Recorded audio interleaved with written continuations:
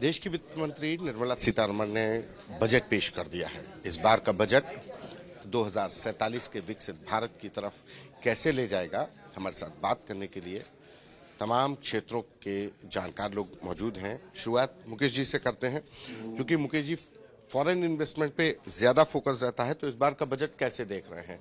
क्या 2047 का जो टारगेट है विकसित भारत का, और इस बार उस टारगेट के साथ ये बजट कैसे देख रहे हैं? देखिए संतोष जी, टारगेट तो फेज वाइज होते हैं। मैं 2030 पे देखता हूँ, 2047 का टारगेट उसके बाद देखेंगे। 2030 का जो इंडस्ट्री का टारगेट है, उस इंडस्ट्री के टारगेट को बजट बूस्ट करता है। हर सेक्टर को कुछ ना कुछ मिला है। इस बार आप पहली बार देखेंगे आयुष के भी हब बनाए जा रहे हैं, मेडिकल टूरिज्म के बनाए जा रहे हैं, स्पेशल कॉरिडोर्स बनाए जा रहे हैं खनिज के लिए। इन सब के अलावा मैन्युफैक्चरिंग के लिए उन्होंने बहुत कुछ दिया है, एनआरआईज के लिए बहुत कुछ दिया है। यानी एनआरआई इन्वेस्टमेंट अगर भारत में करना है, उसको बहुत सारे इंसेंटिव्स और टैक्स रिबेट दिए। तो इस तरह से ओवरऑल बजट जो है वो इंडस्ट्री को बूस्ट करता है, और इंडस्ट्री अगर बूस्ट होती है, स्टार्टअप बूस्ट होता है, यूथ को ताकत मिलती है, इंडस्ट्री को ताकत मिलती है, तो एम्प्लॉयमेंट भी बढ़ेगा। और देश की जीडीपी के साथ हम उत्तर प्रदेश के हैं, तो उत्तर प्रदेश के लिहाज से उत्तर प्रदेश सबसे बड़ा कंट्रीब्यूटर है किसी देश की जीडीपी में। तो उत्तर प्रदेश के लिहाज से हमें मुझे लगता है कि ये बजट जो है अच्छा है। इस बार जो अमेरिका ने जो टैरिफ लगाया, उसका असर इस बजट पे कैसे देख रहे हैं? मेरा नाम विनायक नाथ है, मैं बीएसआई से हूँ। एक स्टार्टअप इंडस्ट्री एसोसिएशन है। जो सारे टैरिफ्स के प्लान चेंज हुए, उसकी वजह से दो फायदे हुए और एक नुकसान हुआ। नुकसान ये था, सबसे पहले बताऊं तो, कि हमारे इकोनॉमी से बाहर का जो इम्पोर्ट था वो तो बढ़ा, लेकिन एक्सपोर्ट नहीं बढ़ पाया। उसका फायदा ये हुआ कि हमारा मेक इन इंडिया और स्ट्रांग हुआ और हम अपने आप को आत्मनिर्भर बनाने पे और ज़्यादा काम कर पाए। और जो आज का बजट है, उसमें चाहे वो डिज़ाइन पे हो, जो सबसे ज़्यादा आज यूएस की प्रभुता है, जिसमें है डिजिटल डिज़ाइनिंग, कॉमिक्स, गेमिंग और वीडियो गेमिंग, उस पे जो भारत सरकार ने एक पहला इनिशिएटिव लिया था आईआईसीटी इंस्टीट्यूट बनाने का बम्बई में। आज उस पे जो है 15,000 नए इंस्टीट्यूट्स के अंदर, स्कूल्स के अंदर काम करना, 500 नए कॉलेजेस को जोड़ना। भारत उस तरफ बढ़ रहा है जहां पर वो सेल्फ निर्भर यानी आत्मनिर्भर बनने के साथ साथ विदेश को अपनी क्षमता दिखाने का काम कर पाएगा, और बाहर की कंपनियां अब हमसे सामान खरीद पाएंगी। आज ही सुबह एलॉन मस्क ने शेयर किया है कि भारत ने 16.7% की ग्लोबल इकोनॉमी ग्रोथ दी है, और चाइना ने करीब 26% की। 43% अकेले यही दो देश हैं, चाइना और यूएस के बाद, इंडिया के बाद यूएस करीब 9.8% पे ही है। तो ये जो चीज़ का शिफ्ट आ रहा है, उसमें आज के बजट का बहुत बड़ा उपयोग है। ये अंदर भारत के अंदर मेक इन इंडिया, साथ साथ में टूरिज्म, दोनों को ही सपोर्ट कर रहा है। ये बजट में एक अच्छी चीज़ और हुई है जो स्पेसिफिकली स्टार्टअप्स के लिए हुई है, वो है कि महिला उद्यमियों को प्रमोट करने के लिए माननीय फाइनेंस मिनिस्टर ने कई सारी नई स्कीम्स का आज शुरुआत की है। और मुझे लगता है कि इस पार्ट से आज 49-50% स्टार्टअप्स जो हैं वो महिला उद्यमी की ही हैं, तो उनको भी आज और प्रमोशन मिलेगा, और साथ साथ में इंटरनल टेक्नोलॉजी और इनोवेशन पे काम हो पाएगा। बहुत जगहों पर टीसीएस और टीडीएस को भी कम किया है, रिड्यूस किया है, तो उसका भी लार्जर इंटरेस्ट में बिजनेस पे फर्क पड़ने वाला है। तो वो बाद में कैलकुलेशन सब सामने आएंगे, लेकिन टीसीएस और टीडीएस का रिडक्शन जो है वो भी एक अच्छा संकेत है। तो ओवरऑल आप देखेंगे तो इंडस्ट्री को बूस्ट करता है बजट। इसमें साथ साथ एफटीए का ओवरऑल इंडस्ट्री फोकस दी है, बिजनेस बढ़ाने के फोकस जी, एफटीए का जो अभी नया साइन हुआ यूरोप के साथ, वो एग्जैक्टली इसी चीज़ पे हुआ है, और यूएस के टैरिफ को काउंटर भी उसी तरह से करता है। और अब आप देखिए कि गाड़ियों पर जो यूएस की सबसे बड़ी प्रभुता थी, उसको चेंज करने के लिए भारत सरकार ने 140% को मात्र 40% पे ला दिया है, जो कि आगे अगले 4 सालों में 10% पे जाएगा। तो आपने जो पॉइंट आउट किया चीज़ें, चैलेंज की, वही हमने नई मार्केट ढूंढ के यूरोप को और चाइना को आगे इस पे बढ़ाने का काम करना शुरुआत ऑलरेडी कर दी है। और आज के बजट में उन चीज़ों के ऊपर ऑलरेडी सरकार ने स्कीम्स, बेनिफिट्स और टैक्स के रिबेट्स पहले से ही दे दी हैं। आप देखिए तो अगर निर्यात की बात हो रही है तो 20% से घटा के 10% कर दिया गया कई जगह पर, और कई जगह पर 5% से घटा कर 2% कर दिया गया है। तो ये उसको सिर्फ प्रमोट ही नहीं कर रहा है, बट साथ साथ में सपोर्ट भी कर रहा है। महिलाओं के लिहाज से, नौजवानों के लिहाज से आप कैसे इस बजट को देखते हैं? क्योंकि मेनली अगर देखा जाए तो ओवरऑल तो सर्विसेज जो चाहे टीडीएस और टीसीएस हो, उसकी में कटौती की गई है। महिलाओं और नौजवानों के लिहाज से कैसे देखते हैं? देखिए, महिलाओं के लिए भी उन्होंने और युवाओं के लिए भी, जैसे खेलो इंडिया वाला जो हमारा विषय है, उस पे इन्होंने काफ़ी जोर दिया है। इन्होंने महिला उद्यमियों के लिए काफ़ी कुछ प्रमोट करने के लिए बात कही है।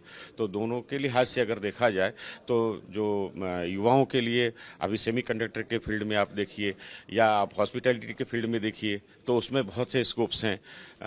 हॉस्पिटैलिटी के साथ साथ में मेडिकल टूरिज्म के ऊपर इन्होंने काफ़ी कुछ जोर दिया है। तो जो आज युवा निकलेगा वो निश्चित रूप से उनके विकास की बात होगी और उनको बढ़ावा मिलेगा।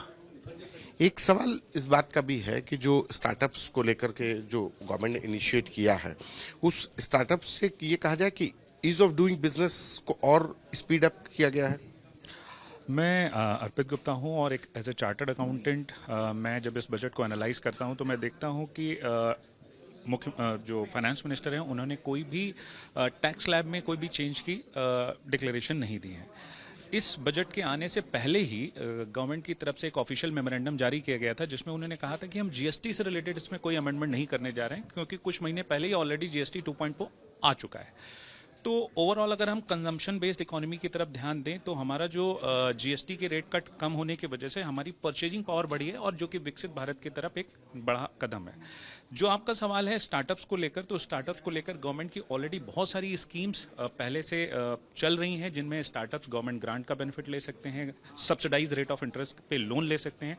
आज ही एफएम ने एक नई घोषणा की है जिसमें कि उन्होंने सीजीटीएमएसई स्कीम को और बढ़ावा देने की बात कही है, यानी कि एक कोलैटरल फ्री स्कीम जिसमें बिना किसी सिक्योरिटी के आप बढ़ चढ़कर लोन ले सकते हैं। तो ये ऑब्वियसली स्टार्टअप्स प्लस जो एग्जिस्टिंग एंटरप्रेन्योर्स हैं दोनों को ये बजट कहीं ना कहीं बढ़ावा दे रहा है।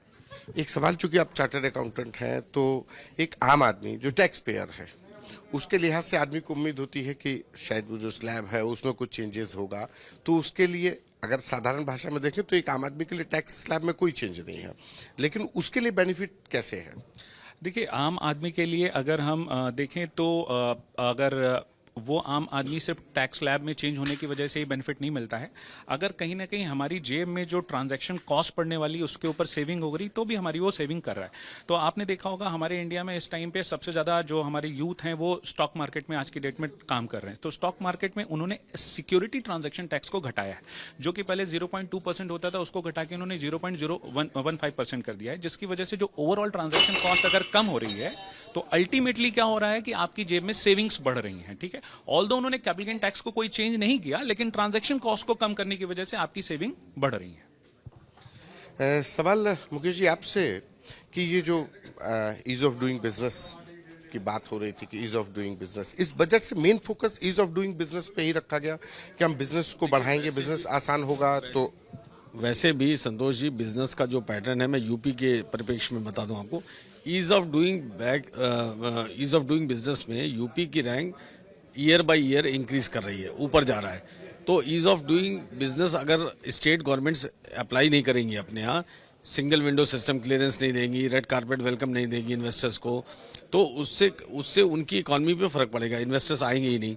तो बजट कोई भी जब यूनियन गवर्नमेंट भी लाती है तो इस बात को ध्यान में रखती है कि जो बड़े इन्वेस्टर्स हैं या जो एनआरआई इन्वेस्टर्स हैं उनको उस तरीके से सहूलियत दी जाए कि वो स्टेट्स में अपनी सहूलियत के अनुसार जा करके गुड गवर्नेंस को देख करके अपना इन्वेस्टमेंट करें।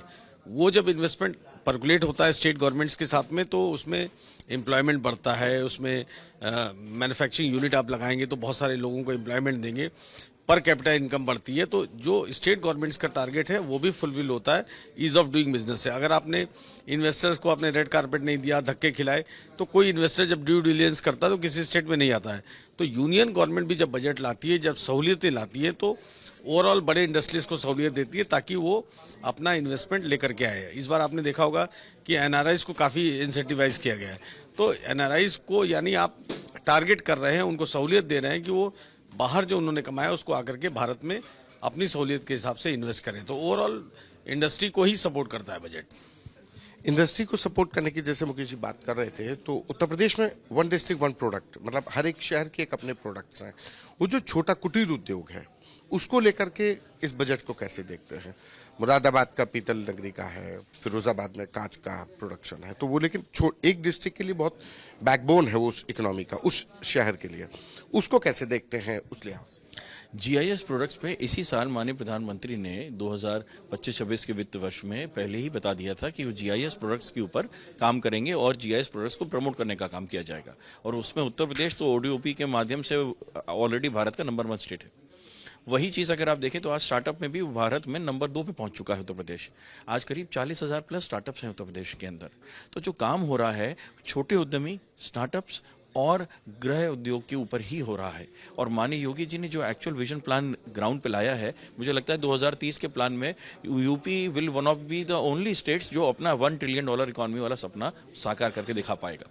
तो ये बहुत ही मैं कहूँगा जटिल है सिस्टम, लेकिन बहुत ही सिंपल बनाने की कोशिश की गई है। और आज के बजट में बार बार माननीय प्रधानमंत्री के विजन को लेते हुए टियर 2 और टियर 3 के ऊपर फाइनेंस मिनिस्टर ने ध्यान दिया है। और उन्होंने कई स्कीमें भी सिर्फ टियर 2 और टियर 3 शहरों को डेवलप करने के लिए, इंफ्रास्ट्रक्चर डेवलप करने के लिए, और उसके साथ साथ उन शहरों के गृह उद्योग और गृह उद्योग के साथ साथ लघु उद्योग को प्रमोट, सपोर्ट और साथ साथ में आगे ले जाकर एक्सपोर्ट कराने के लिए भी स्कीम्स का लॉन्च किया है। एक आखिरी सवाल, हेल्थ सेक्टर बहुत इंपॉर्टेंट हो जाता है। हेल्थ सेक्टर में मतलब अगर देखा जाए तो इस बजट में क्या देखते हैं, क्या किया गया ऐसा? हेल्थ बजट्स में आज 2 चीज़ें बहुत इंपॉर्टेंट हुई।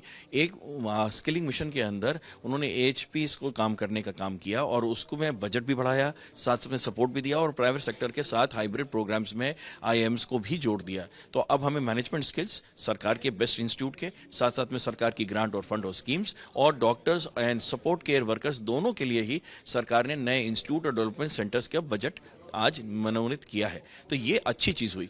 एक और साथ में चीज़ उन्होंने अच्छी करी, वो है मेडिकल टूरिज्म। उसको सपोर्ट करने के लिए 5 रीजनल हब्स प्रति स्टेट बनाने का जो नया विजन दिया है वो बहुत ही सराहनीय है। इससे एक्चुअली में ग्राउंड पे ना सिर्फ हेल्थ केयर बेहतर होगा, बट विदेश से सैलानी भी आकर यहाँ जब इलाज कराएंगे तो इकोनॉमी को भी बेनिफिट मिलेगा और साथ साथ में हमारी दवाएं वैश्विक स्तर पर बढ़ेंगी तो फार्मा इंडस्ट्री को भी फायदा होगा। वेलनेस सेंटर्स के लिए भी सरकार ने काम किया है और साथ साथ में उन्होंने मेंटल हेल्थ पे जो निमहंस के 2 नए सेंटर बनाने की बात करी, वो एकदम ही यूनिक प्रपोजल था जिसकी वाकई में सख्त जरूरत है, क्योंकि आज के करंट परिप्रेक्ष्य में मेंटल हेल्थ पे और मेंटल पीस पे काम होने की बहुत ज्यादा जरूरत है। चलिए, धन्यवाद आप सभी का। तो ये वो तमाम लोग जिनके लिहाज से अगर देखा जाए तो 2047 का जो टारगेट प्रधानमंत्री नरेंद्र मोदी ने रखा विकसित भारत का, उसमें आज का बजट भले ही प्रत्यक्ष तौर पर लोगों को टैक्स में रिबेट ना मिल रही हो, लेकिन विकसित भारत बनाने की दिशा में ये एक बड़ा अच्छा बजट है जिसमें कुटीर उद्योग को भी 1 डिस्ट्रिक्ट 1 प्रोडक्ट भी हो या तमाम स्टार्टअप्स के लिए भी बूस्ट किया गया है। कैमरा पर्सन नीरज के साथ संतोष कुमार, आज तक।